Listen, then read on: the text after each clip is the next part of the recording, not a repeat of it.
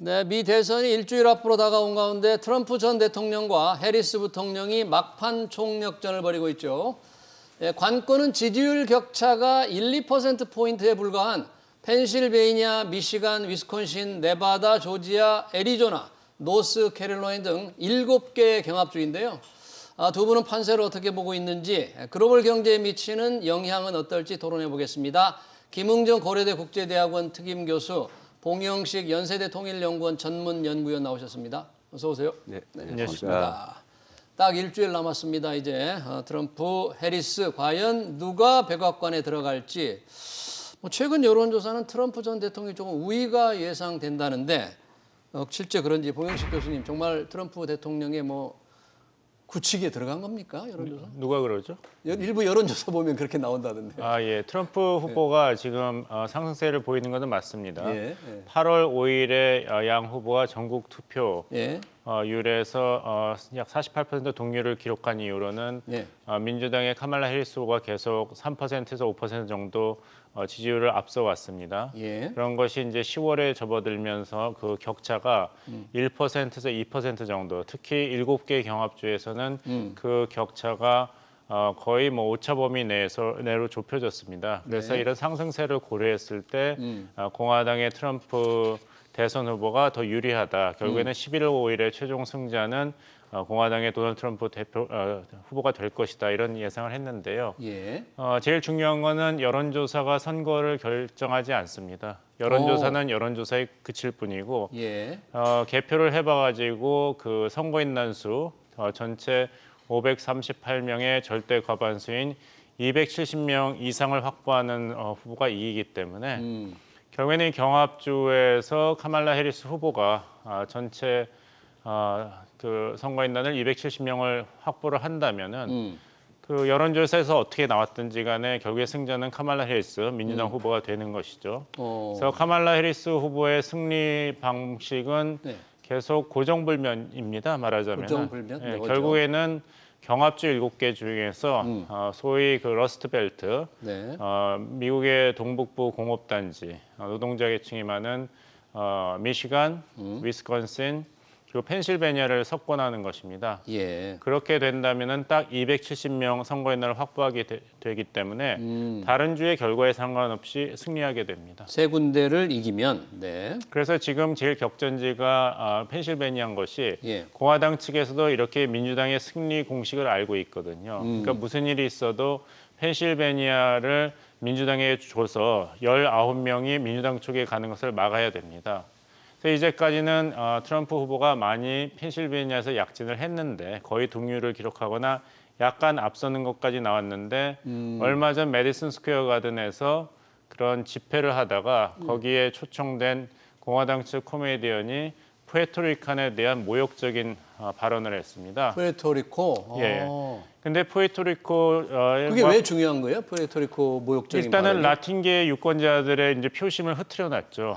기억하시겠습니다만 옛날에 열린우리당이 네. 그때 한나라당인가요? 보수정당이 차떼기 정당으로 돼서 민심을 잃었었죠. 그래서 국회의원 선거는 이제 진보 정당이 석권을 할 것이다 이야기를 하고 네. 그때 아마 박근혜 대표가 천막 당사를 치지 않았나요? 네. 열쇠전을 쳤는데 거기서 그 선거를 지휘하던 열린우리당 대표가 소위 노인 폄하 발언을 했습니다. 있었습니다. 그런 나이 말. 드신 네. 분은 그냥 집에 계시라고. 네. 그게 일파만파 효과를 발휘해가지고 결국엔 선거가 다 질 거라고 예상했던 박근혜 대표의 당이 약진하는 그런 결과를 냈는데 네. 다시 말씀드립니다만 11월 5일까지 아직 며칠이 남아 있습니다. 그렇죠. 선거는 여론조사로 끝나는 것이 아니고 이 며칠 사이에 무슨 일이 날지 모르고 특히 이번 선거는 미국 대통령 선거 역사상 박빙 중에 박빙이기 때문에 약간이라도 삐끈을 하면은 이렇게 펜실베니아 같이 19명이나 선거인단이 걸려있는 주가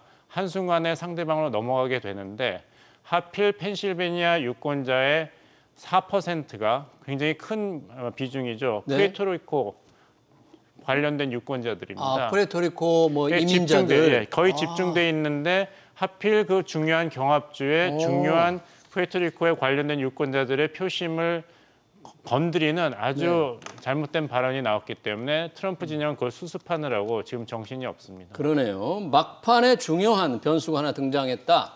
트럼프 대통령을 지지하기 위해서 찬조 연사로 나선 공화당의 코미디언이 푸에르토리코 이민자들에 대해서 좀 모욕감을 주는 그런 발언을 떠다니는 해서 쓰레기라고 그랬거든요. 쓰레기 그러니까 이제 섬이다. 푸에르토리코 쓰레기 섬이다 이거죠. 예, 떠다니는 쓰레기 섬.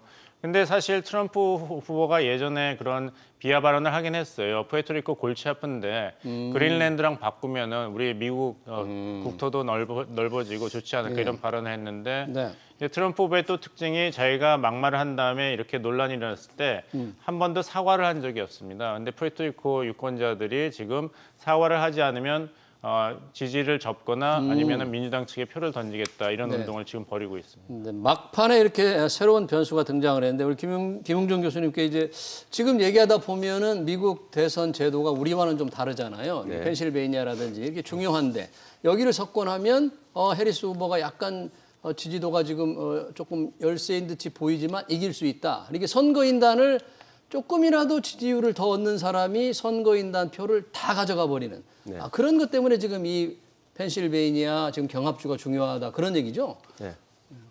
어떤 부분이 가장 이게 우리와 다른다고 할 수 있을까요? 저는 이제 2016년도라든가 그 전 선거에 약간 좀 데자뷰가 아닌가 이렇게 2016년? 생각합니다. 그러니까 이제 그때도 보면 여론조사에 있어서는 힐러리 클린턴이 조금씩 미세하게 앞서거나 또는 뭐 경합이거나 이제 그렇게 했는데 보면은 결국은 결론이 뭐냐면은 득표율에서는 2000년도에도 그랬었고요. 예. 2016년도에도 그랬었고 득표율에서는 민주당이 앞섰는데 결국은 경합주에서 지는 바람에 선거인단 수에서는 역전을 당한 것이죠. 예. 근데 이제 그게 왜 그렇게 됐냐면 기본적으로 현재 민주당과 공화당의 지지 기반 도시냐 농촌이냐 이런 거에 따라서 예.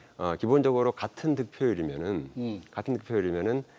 공화당이 더 유리하게 돼 있습니다 현재. 예. 그래서 민주당이 선거인단을 장악을 하려면은 인기 투표에서 한 4% 포인트 정도 우세해야 그렇게 해야 그러니까 전반적으로 봤을 때 그렇습니다. 전체 지지율에서 그렇게 해야지 선거인단 수에서 거의 동률이 되는 현재 그러한 구조로 돼 있습니다. 그래서 구조로 돼 있고요. 그렇기 때문에 7개 경합주가 물론 가장 중요합니다만은 네. 여기서의 상황도 지금 여론조사나 여러 가지 그 상황 민심을 봐가지고는 해리스가 확연하게 앞서고 있는 것이 아니기 때문에 2016년도나 2000년도 선거하고 그 당시의 상황으로 봤을 때는 네. 역시 그 트럼프의 우위가 유력시하지 되지 않는가 저는 그렇게 보고 있습니다. 민주당이 전체 지지율 격차에서 뭐 한 좀 더 격차를 크게 벌려놔야만 그나마 선거인단에서도 앞설 수가 있는데 격차가 지금 많이 좁혀지고 있다 그런 얘기인데 지금 왜 불안하냐면 아까 저희 각 주 경합주마다 지금 막상막하 그 여론조사 결과가 나왔지 않습니까? 거의 1%포인트 거의 차이예요. 1%죠. 그러니까 김 교수님께서 말씀하신 대로 민주당이 보면은 평균치에서 해리스가 약간이나마 앞서고 있는데 거의 다 오차 범위 이내거든요. 예. 그러니까 이제 여론조사를 이제 통계학적으로 이야기한다면 이 결과가 오차 범위 내에 있다는 것은 사실 결과를 예측할 수 없다가 정답입니다. 그렇죠. 오차 범위 내에서 근소하게 어느 후보가 앞서고 있다는 사실 말이 안 되는 거예요. 네. 그거는 의미가 없는 말입니다. 그러네요. 어떻게 되는지 모른다는 것이 과학적인 말이니까요. 근데 이제 해리스 후보 입장에서는 뭐 뒤지는 것보다는 앞서고 근소한 차나마 앞서고 있는 게 뭐 더 낫겠습니다만은 안심이 안 되는 게 김 교수님께서 말씀하신 대로 이 여론조사 믿었다가 2016년에 호되게 당했거든요. 클린턴. 힐러리 클린턴이 네이트 실버 같은 전문가는 뉴욕 타임즈와 같이 여론조사를 했을 때.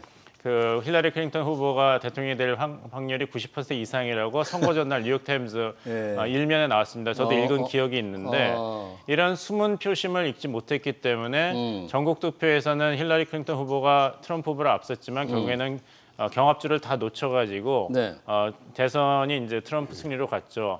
그 당시 여론조사가 얼마나 틀렸냐면은 경합주에서 위스콘신, 트럼프가 결국엔 이겼는데 사실은 힐러리 클린턴 후보가 7% 앞서는 걸로 나왔습니다.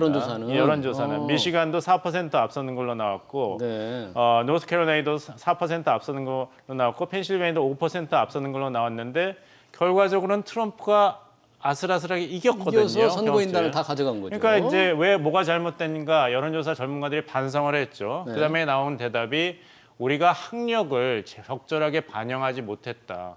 지금도 트럼프 지지자들 대부분은 고졸 이하의 백인 남성들입니다. 고졸 이하의 백인 남성. 콘크리트 지지층이고 고학력일수록 민주당 지지층으로 2008년에 오바마 후보가 대통령에 당선되면서 민주당이 그쪽으로 새로 집토끼에서 산토끼로 바꿨어요. 이제는 민주당이 더 이상 노동자라든지 소수인종 그리고 저학력 그 유권자들의 정당이 아니라 우리도 공화당 측을 지지하던 층을 가져올 수 있다. 이 오바마 당선을 통해서 그렇게 집토끼는 유지하되 산토끼도 잡는 전략으로 나왔는데 예. 그러다가 집토끼도 놓치고 산토끼도 놓친 게 2010년 힐러리 클린턴 후보의 패배였습니다. 네. 그래서 2020년에는 다른 여론조사를 이거 학력을 반영해서 했다고 했는데도 불구하고 트럼프 후보의 지지율이 여론조사에서 실제 결과랑 비교해 보면 계속 저평가가 됐어요. 예를 들면 위스콘신이 2016년에는 7% 트럼프를 저평가했는데 네. 2020년에도 5% 저평가했는데 다행히 바이든 후보가 1% 미만 이기긴 이겼습니다. 네. 근데 이런 식으로 이 투표함을 까보고 나면은 트럼프 후보가 쏟아지는 게 나오기 때문에 2024년 이번에도 예.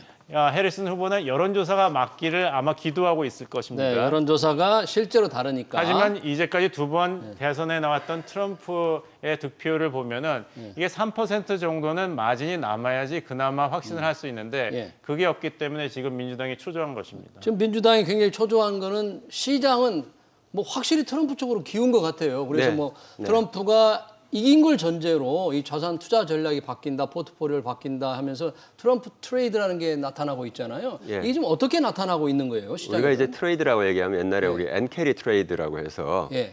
엔화를 싸게 이제 엔화 이자율이 낮으니까요. 싸게 대출해서 그걸 가지고 여러 해외 투자를 하는 것을 엔캐리 트레이드라고 했었죠. 예. 그러니까 이게 트럼프 트레이드라고 한다면 트럼프가 당선되었을 때 혜택을 받을 수 있는 그런 수혜주에 미리 공격적으로 투자하는 것. 이거를 이제 그 트럼프 트레이드라고 하고 있고요. 예. 그래서 뭐 가장 뭐 대표적인 것이 뭐 에너지 산업이라든가 에너지. 화석연료 관련된 산업이라든가 또 방위 산업이라든가 예. 또 뭐 아무래도 세계 질서가 불안정해질 것 같으니까 뭐 금이 좀 이렇게 올라간다라든가 그다음에 이제 금융 제조업의 이제 규제 완화가 대규모 일어날 것이기 때문에 뭐 규제 완화 쪽을 갖다가 생각해서 이쪽 금융업이라든가 뭐 제조업 쪽에 좀 수혜주가 된다. 뭐 이렇게 생각을 하고 있는 것 같습니다. 그래서 예.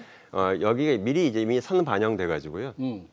지금 그 부분에서 굉장히 아주 그 자산 가치나 주식 가치가 계속 올라가는 이러한 현상이 생겨나고 있고요. 예. 이걸 이제 한마디로 말해서 트럼프 트레이드다 이렇게 볼 수가 있겠습니다. 예. 시장에서는 이미 이제 트럼프에 베팅을 한 거죠. 그러니까. 예, 그렇습니다. 예, 예. 전체 여론조사에 뭐 비슷비슷하지만. 예, 예.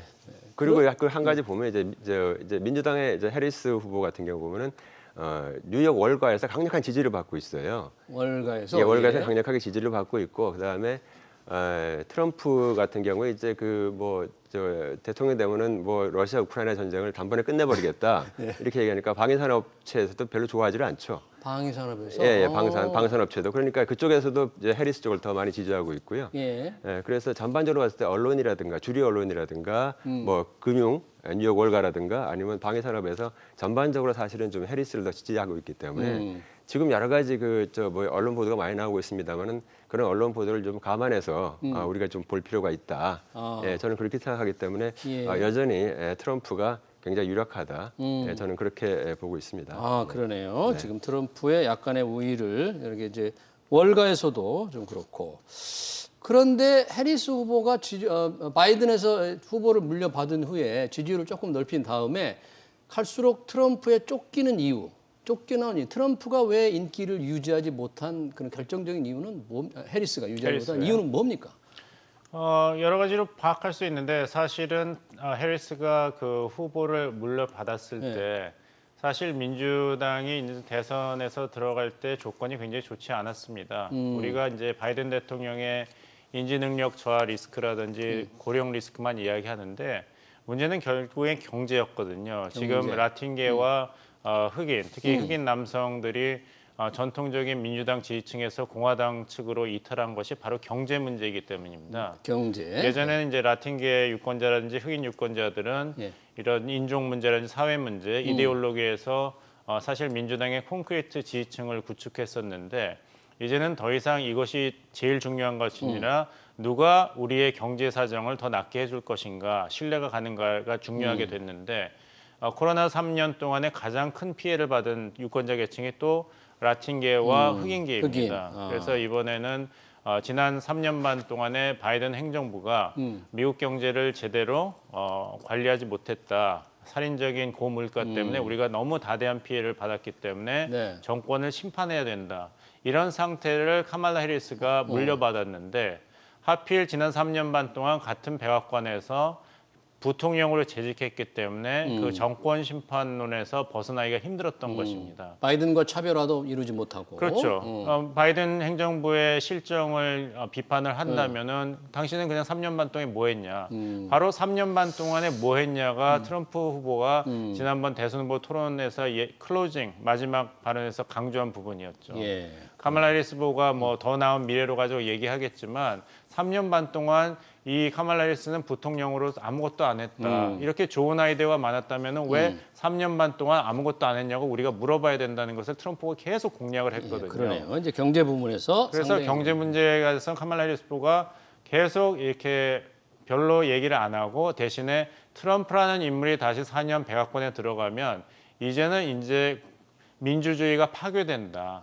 그래서 이제 그런 공포, 유권자들의 불안을 트럼프만 이용하는 것이 아니라 카말라 해리스 후보도 트럼프가 다시 대통령 됐을 때를 상상해 보라는 이제 유권자들의 불안 심리와 공포를 자극해서 전통적인 공화당 지지층이었던 사람들을 이번엔 민주당에게 투표하는 전략으로 나오고 있는 것입니다. 그렇군요. 트럼프 포비아를 좀 자극하는 것 같은데 이제 경제 부분에서 트럼프가 좀 강할 것이다. 이렇게 유권자들이 조금 이제 믿는다. 그런 말씀에서 해리스 지지율이 올라가지 않는다고 했는데 트럼프가 만약 재선하면 경제하면 이제 트럼프다. 그런데 가장 떠오르는 게 관세입니다. 트럼프 하면 뭐 관세를 지금 일률적으로 뭐 10%를 물리겠다. 중국의 관세를 대대적으로 올리겠다 네, 그러잖아요. 60%, 트럼프의 예. 지금 관세 왜 이렇게 관세를 더 고집하는지 그럼 어떤 일이 벌어질 건지. 이게 그 관세 정책이 가장 눈에 잘 띄죠. 가시적이죠.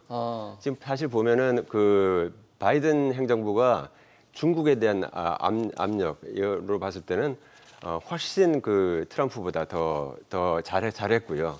중국 견제는 압력이 봉쇄하는 훨씬 더 잘했고, 네. 예, 그랬는데 그게 눈에 잘 안 띄어요. 왜냐하면 뭐 수출 통제라든가, 비관세 장벽 문제라든가 여러 가지 이런 걸로 했기 때문에 눈에 안 띄는데 트럼프는 화끈하죠. 그냥 뭐 몇십 프로 딱 때린다, 뭐 이런 식으로 하기 때문에 그래서 굉장히 가시적인 효과가 있기 때문에 바로 이제 이런 측면에서 예. 굉장히 트럼프는 이걸 선호하게 됩니다. 네. 근데 이렇게 되면은 60%를 때린다. 그러면 중국에 대해서. 예, 중국에 대해서. 그럼 중국에서 지금 현재 의존하고 있는 수입품 뭐 엄청나게 많은데요. 이렇게 되면 결국은 국내적으로 봤을 때 인플레이션, 공급 측면의 인플레이션을 우리가 유발하게 되는 것이고요. 예. 그 인플레이션이 다시 또 살아나게 되면 금리를 다시 올릴 수밖에 없게 돼요. 그래서 금리를 내리는 걸 현재 트럼프는 선호하고 있는데 트럼프 대통령은 예, 이렇게 되면 다시 또 금리를 올릴 수밖에 없는 그런 상황이고 그렇게 되면 다시 또 달러화 강세가 될 것이고 예, 이런 측면에서 여러 가지 그 파급 효과가 나타나게 됩니다. 예. 그래서 사실은 이러한 정책을 함부로 쓸 수가 없는 것인데 트럼프가 관세를 그렇게 때리면 네. 뭐 중국이면 중국, 교육 상대국도 가만히 있지 않을 거 아닙니까? 지금 거기에 대해서 중국은 최소한 40%를 보복 관세. 예, 보복 관세를 때리겠다라 좀 그렇게 얘기를 이미 하고 있습니다.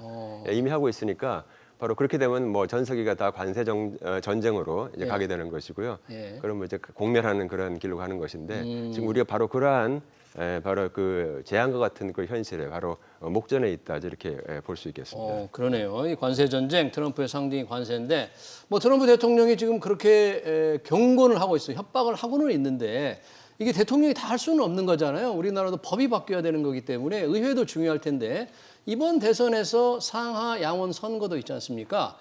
이번 상하 양원 선거는 어떻게 되는 건지 이 상하 양원 판세는 또 어떻게 지금 진행이 되고 있습니까? 먼저 이제 관세 폭탄에 대해서 말씀드리자면은 사실 트럼프가 제1기 당선이 되고 나서는 굉장히 그 선거 공약을 충실히 이행한 대통령입니다. 그게 왜 가능했냐면 의회의 동의를 얻지 않아도 대통령령이라든지 이런 긴급 명령을 통해서 할 수 있는 게 많이 있습니다. 그래서 그 당시에도 이제 관세 폭탄을 2018년 3월에 네. 중국산 수입품에 대해서 행정명령에 서명해서 그 7월에 2,500억 달러치 중국산 제품에 25% 관세를 부과했죠. 예. 근데 이번에 공약한 것처럼 중국산 제품에 60% 관세를 하겠다. 이런 정도의 관세, 10% 이상의 관세 부과는 사실 의회를 통과해야 되기 때문에 예. 예, 말씀하신 대로 이번에 선거가 2023 선거가 대통령 선거만 있는 것이 아닙니다.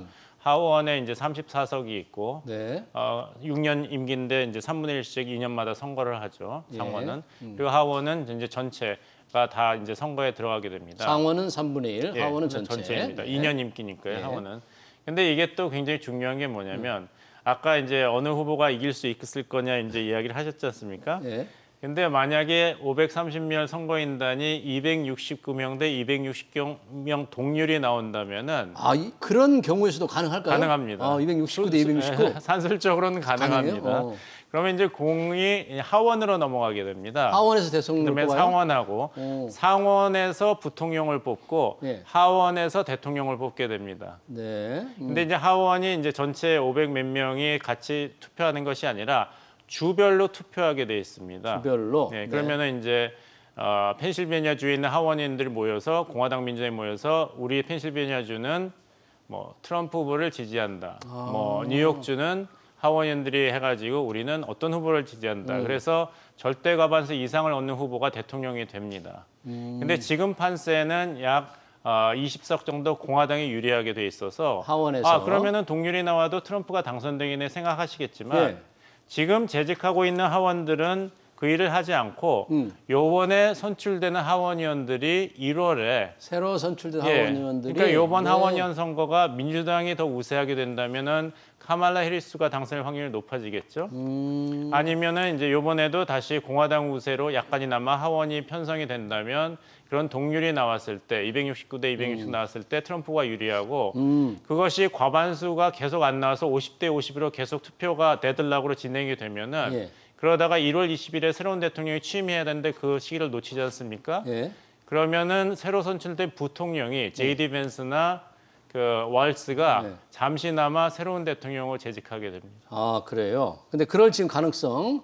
산술적으로는 가능합니다. 선거인단 269 대 269로 트럼프 해리스 나눠지고 하원에서도 뽑지 않을 못 예. 뽑을 가능성. 근데 하원 지금 왜냐하면 판세는 미국이 50개 주니까 어떤 후보가 25 플러스 1 표는 받아야 되지 않습니까? 근데 네. 계속 25, 20으로 간다면은 결국에는 데들락이 1월 20일 대통령 취임식까지 결정이 안 된다면은 일단 상원에서 선출된 네. 그 부통령이 임시로 대통령직을 계속 수행하게 됩니다. 그러네요. 참 정말 지켜봐야 되겠는데 그러니까 우리 김웅정 교수님께서 이제 대중국 관련 중국과의 관세 얘기도 해주셨는데 사실 지금 트럼프나 해리스가 되고 나면 미중 관계 어떻게 될 건가 지금도 압력이 센데 현재 바이든 행정부 만약에 트럼프가 당선된다는 걸 전제로 트럼프 제2기와 현재의 바이든과 대중국 관계는 어떻게 달라질까요? 그 바이든 정부는 결국은 이제 동맹들과 같이 연합을 해가지고 그래서 중국에 대한 압박을 계속하는 바로 이러한 방식을 사용했고요. 예. 그래서 IPEF라든가 뭐 이런 여러 가지 동맹들과의 오커스라든가 그런 걸 많이 사용했는데 기본적으로 트럼프의 기본 입장은 미국은 초강대국이다. 초강대국이 할 수 있는 대외 정책은 결국 양자라는 거예요. 다자하게 되면 뭐 골치 아파지고 시간만 많이 걸리기 때문에 양자로 다 하겠다는 겁니다. 그러면 모든 나라에 대해서 전부 다 양자로 하게 될 것이고요. 예. 그래서 뭐 거기 내가 당선되는 즉시 뭐 IPF 뭐 탈퇴할 것이다. 뭐 IRA는 폐지할 것이다. 뭐 이렇게 칩스 법안도 폐지할 것이다. 지금 다 그렇게 얘기를 하고 있는 것이 뭐냐면 이제 일단은 그 대외 정책에서는 IPF를 탈퇴하는 것은 IPF 그 인도태평양 경제 프레임워크를 인도태평양 그 하는 것은 경제. 다른 나라 11나라 뭐 이런 나라들하고 같이 한다는 거 이게 골치 아프니까 그냥 우리 양자로 다 하면 돼. 예. 그러니까 난 거긴 탈퇴할 거야. 이런 생각이고요. 그다음에 이제 IRA라든가 칩스법 같은 경우에 있어서 거기서 이제 여러 가지 많은 보조금을 주고 외국 기업들을 이제 불러오는 것인데 그것이 이제 우리 국내에 이제 일자리를 창출하는 것이기 때문에 좋은 것이다라고 바이든은 계속 그렇게 홍보를 하고 다녔는데 저 트럼프 입장에서는 이거 뭐 외국 기업들한테 이렇게 돈 많이 퍼다 준다는 게 이게 말이 되는 거냐? 그래봤자 뭐 일자리 많이 안 생기는 거니까 일자리는 내가 아니냐? 사실 2017년부터 19년 사이에 3년 동안 미국은 사실상 유례 없을 정도로 굉장히 호황을 누렸기 때문에 트럼프 시대. 트럼프 시대 때요. 그렇기 때문에 결국 2020년에 그 팬데믹에 대한 대응이 좀 잘못돼서 그때 이제 그 인기가 떨어졌죠. 그래서 그렇기 때문에 바로 이러한 면에서 트럼프는 계속 양자간으로 할 것이다. 그다음에 두 번째는 바이든 정부의 정책은 다 뒤집을 거다. 나 마음에 안 들어. 그렇게 안 해도 돼. 그렇게 할 필요 없어. 이제 이런 식의 방식으로 나가고 있고요. 그렇게 어필을 지금 하고 있는 것이죠. 네. 중국은 누구를 더 무서워할까요? 트럼프를 무서워할까요? 지금 바이든의 후계자인 해리스가 되는 걸 더 무서워할까요? 제가 이제 중국에 가서 이제 뭐 이렇게 여러 사람들하고 얘기를 해봤는데 중국은 뭐 누가 와도 비슷할 것 같다. 이건 장기전이기 때문에 누가 뭐 일희일비하지는 않고 예. 계속 준비를 하겠다라고 얘기하는데 다만 트럼프가 오게 되면은 보다 직접적인 어떠한 조치가 압박 조치가 있기 때문에 예. 거기에 대한 좀 대응 조치를 좀 더 열심히 해야 되는 거 아니냐 이제 그렇게 보고 있더라고요. 지금 이제 트럼프가 될 경우에 대비해서 잠깐 말씀을 해주셨는데 우리 기업들도 상당히 좀 긴장하고 있어요. 왜냐하면 지금 바이든 행정부에서 반도체법, 이제 칩스법이라고 하는 반도체법, 그리고 인플레이션 감축법 다 이게 지금 세제 혜택도 받는 거에서 미국에 투자를 많이 했는데 트럼프는 뭐 반도체법을 나쁜 법이다 딱 이렇게 규정을 했더라고요. 이렇게 폐기하겠다고 그러는데 이게 실제로 그런 쪽으로 만약에 트럼프가 되면 갈까요? 근데 이제 그 인플레이션 감축 법안에 대해서 트럼프가 반대 의사는 뭐 캠페인 내내 그 신랄하게 비판을 했죠. 예. 근데 인플레이션 감축 법안이 과연 이렇게 뭐 반도체라든지 청정 에너지, 전기차에만 국한된 것이 아닙니다. 인플레이션 감축 법안이거든요. 예. 그러니까 인플레이션을 감축하기 위해서 의회와 행정부가 손을 잡고 그 채택한 법안이기 때문에 인플레이션이 줄어들고 나면은 사실상 그것이 용도가 다 이제 다해서 그 법안이 얼마나 실효성이 있는가에 대해서는 미국 국내 정치에서 이 대통령 선거 결과에 관계없이라도 한 번 더 돌아볼 시점이 자연스럽게 찾아왔다고 봐야겠죠. 그런 팬데믹 때문에 생긴 굉장히 그 특이한 상황, 예. 그 위기 상황을 극복하기 위한 법안이었는데 그것이 4년 이상 지난 다음에 상황이 많이 변했는데 계속 그 법안을 유지한다. 그것을 미국 그 정부가 어떻게 정할지는 사실 정할 때가 됐다고 볼 수 있는 그런 시점이라고 봐야겠죠. 네. 근데 이제 해리스 후보는 사실 칩스 법안을 폐지하고 한다면은 우리의 그 반도체 기술이 첨단 반도체 기술이 이제 중국으로 가게 된다. 트럼프가 재직 시에는 중국 때리기가 나섰다고 하는데 수출 통제를 제대로 안 하니까 오히려 우리의 고급 반도체가 중국의 현대화 무기를 생산하는 데 사용되었다. 이렇게 했고 지금 반도체 공장을 유세 기간 동안에 해리스 후보가 방문해가지고 예. 칩스 법안이 폐기가 된다면 트럼프가 당선돼서 당신들 일자리가 다 없어진다 이런 얘기를 했죠. 그러니까 이 특이 사항은 뭐냐면 예. 트럼프만 유권자들의 이제 공포와 불안을 공격해서 득표하는 것이 아니라 예. 해리스 후보도 다른 종류의 불안과 공포지만 그것을 하면서 트럼프가 되면은 당신한테 큰 피해가 난다. 절망적인 상황이 오니까 투표를 잘해라 이렇게 얘기를 하고 있죠. 네. 근데 저도 동의하는 것은 어느 후보가 당선이 된다 하더라도 중국 때리기는 방법만 다르지 계속 될 것입니다. 네. 트럼프 일기도 관세 폭탄을 통해서 중국 때리기 했다면 사실 바이든 4년 동안은 관세가 아니라 수출 기술 통제 아니었습니까? 네. 그러니까 중국 입장에서는 어느 후보가 돼도 굉장히 힘든 4년이 예상되니까 그러네. 예. CIA라든지 미국 정보당국이 공식적으로도 중국이 우리 대선에 개입한 증거가 하나도 없다고 했습니다. 아, 그러네요. 누가 되더라도 중국은 부담스럽게 생각하고 우리도 마찬가지일 겁니다. 누가 되더라도 우리가 좀 대비를 철저히 해야 될 것 같네요. 일주일 앞으로 다가온 대선 판세와 우리의 전략 관련 토론 여기서 마쳐야 될 것 같습니다. 지금까지 김웅정 고려대 국제대학원 특임교수, 봉영식 연세대 통일연구원 전문연구위원이었습니다. 두 분 고맙습니다.